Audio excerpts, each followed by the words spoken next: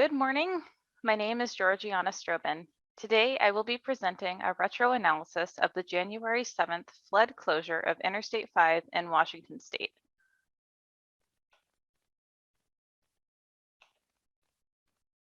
It would be nice if my slide would go. There we go. Interstate 5, or I-5, is the state's main thoroughfare. Those who live in Washington know the familiar slog of driving on I-5.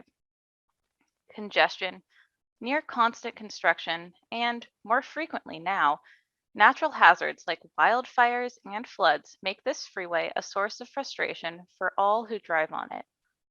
There is no other direct route through the state. If I-5 is closed or blocked, many people will be cut off from their destinations. Alternative routes, if there are any, will receive more traffic than they are meant to, and smaller towns and cities could be isolated from resources and supplies. On average, Lewis County receives about 5.5 inches of rainfall each January. This year, however, Lewis County was hit by 13.34 inches of precipitation, much of that snowfall over Christmas. The very next week, about 6 inches of rain fell on top of the snow. The blue box represents the study area, which encompasses Lewis County. Notice how within the study area, there are dark red, meaning high, and orange red, meaning medium high, areas of precipitation. This image is from Christmas Day 2021. Beginning on Christmas Eve and spanning several days after, Lewis County received over a foot of snow and rain. Just a few days after Christmas, on January 3rd, Lewis County continued to receive high precipitation that would culminate on January 7th in 6 inches of rainfall on top of the snow.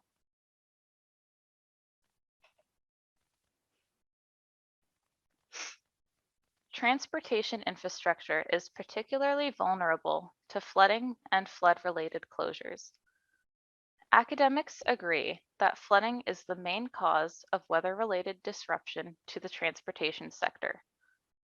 Floods over roadways can hinder travelers, emergency operations, take down bridges, and even communication networks.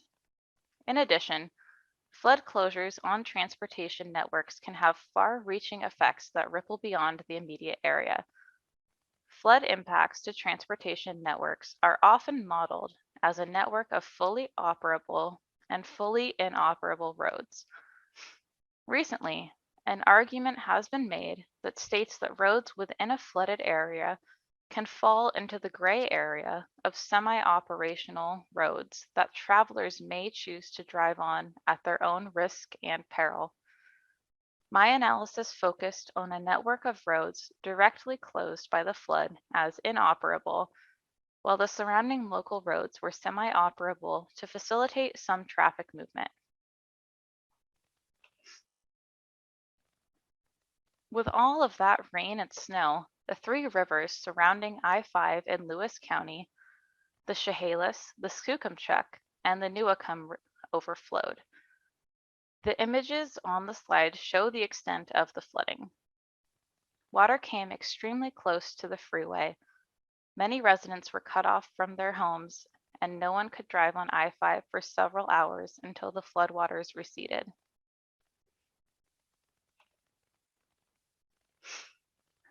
I used three key pieces of data for my analysis. First, permanent traffic recording points were sourced from the Washington State Department of Transportation. These points are from 2020, and they capture the number of vehicles that pass by. Since these points are from 2020, however, the actual number of traffic passing through the flood closure zone is likely higher. Also from the Washington State Department of Transportation, I used an Excel sheet, which is a quarterly speed report dataset. This was later joined to this feature class on screen. Next, I used the OpenStreetMap North America Highways dataset. This covered the entirety of North America, so I clipped this dataset to fit my study area. This is a complete local road dataset, including highways, local roads, arterials, and even bike and walking paths and trails. It was the perfect thing to use to create my network dataset and run network analysis on. There were two main workflows in this analysis: the cost of the flood closure on the top and the alternative routes on the bottom. I don't have time to go through the entirety of my workflow, but I will highlight a few key pieces of my process. First, I joined the dataset of quarterly speed reports to the permanent traffic recorders within my study area. I did that based on the report number to get the average speed of travel through the flood closure zone. Next, I added 3 fields to assist me in calculating the overall cost of the flood closure: time in hours, time cost, and mile cost. The cost of time used was presented in a report done in 2014 by Hallenbeck, Goodchild, and Drescher. I adjusted their value for inflation and found that the cost per hour of travel time to the traveler was $17.04. In the alternative routes workflow, I chose to run a closest facility route problem using destinations to the north of the flood closure as incidents and destinations to the south of the flood closure as facilities. Finally, I want to draw your attention to those same 3 fields I spoke about in the cost of closure workflow. These 3 fields were also added to the alternative routes dataset. There were 3 main objectives in this analysis: to identify the overall cost of the flood event using average mean vehicle miles traveled and time cost, to evaluate potential alternative routes taken during the closure using ArcGIS Pro Network Analyst, and to investigate historic detour routes identified in a 2014 study on the same stretch of road, and to adjust their cost estimates for inflation to accurately compare the historic routes with my generated ones. To calculate accurate costs, I took the top 5 mid-sized sedans from 2021 and calculated the average miles per gallon for each of them. I used the cost of gas for January in Lewis County, which was $3.98 per gallon.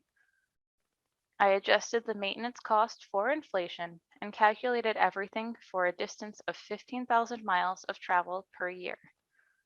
All other values were adjusted for inflation from 2021 to 2022. The cost per mile based on my calculations increased from 18.2 cents in 2021 to 23 cents in 2022. Adding up all of the costs of owning and operating a vehicle, the total cost per mile used in this analysis came out to 69 cents.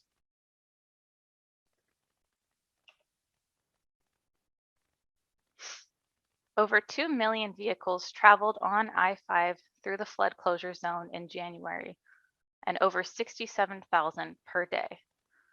At a cost per mile of 69 cents and a length of 20 miles of closed road, the total cost of the flood closure was $924,950.12.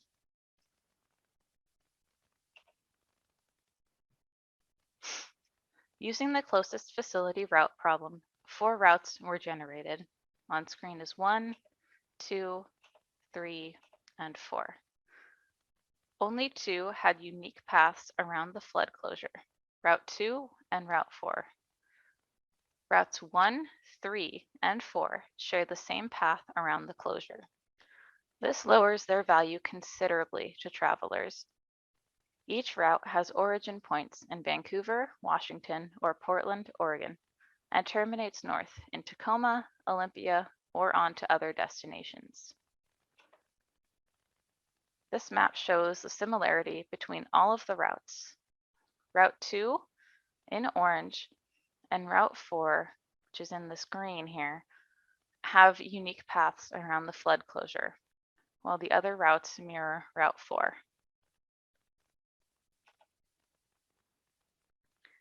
The mileage cost for the routes generated by network analysts ranged from $79, Route 3, to $169, Route 4.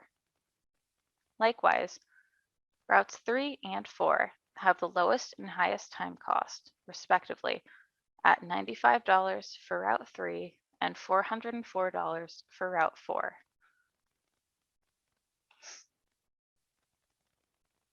Hallenbeck, Goodchild, and Drescher presented 2 detour routes in their analysis. Route 1 follows I-84 east, then north to I-82, then follows I-90 to Seattle, and then to I-5 to terminate in Olympia. Route 2 begins on I-84 east, turns north on I-82, and follows I-5 to also terminate in Olympia. You can see that they have a pretty large difference in one section of their routes.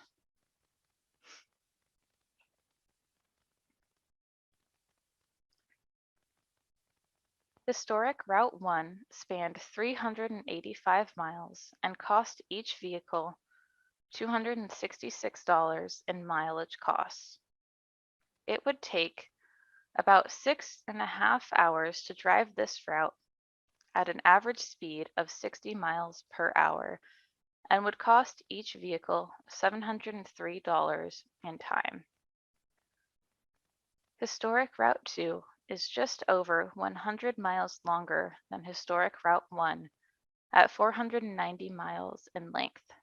It would cost each vehicle $338 in mileage costs and $1,136 in time costs.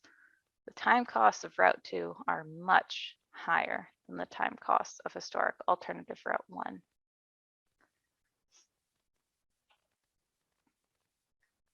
In sum, the closure of I-5 due to flooding was extremely expensive for all involved in both metrics of time and mileage costs. While alternative routes were found, they were too similar to mitigate congestion, or they were extremely long and would incur both high costs to travelers in terms of mileage and time. There were not enough feasible routes to mitigate the demand on that stretch of I-5. There are some actions that can be taken to mitigate flood closures and high costs in the future. First, developing adequate flood mitigation on each river could help prevent or lessen the extent of the flooding. Second, building an additional main route similar to I-5 in terms of capacity and location could offset costs to travelers. However, any form of mitigation would help in the future. As it stands currently, I-5, at least in this section, remains vulnerable to closures from flooding in the future. Now, this concludes my presentation. Are there any questions?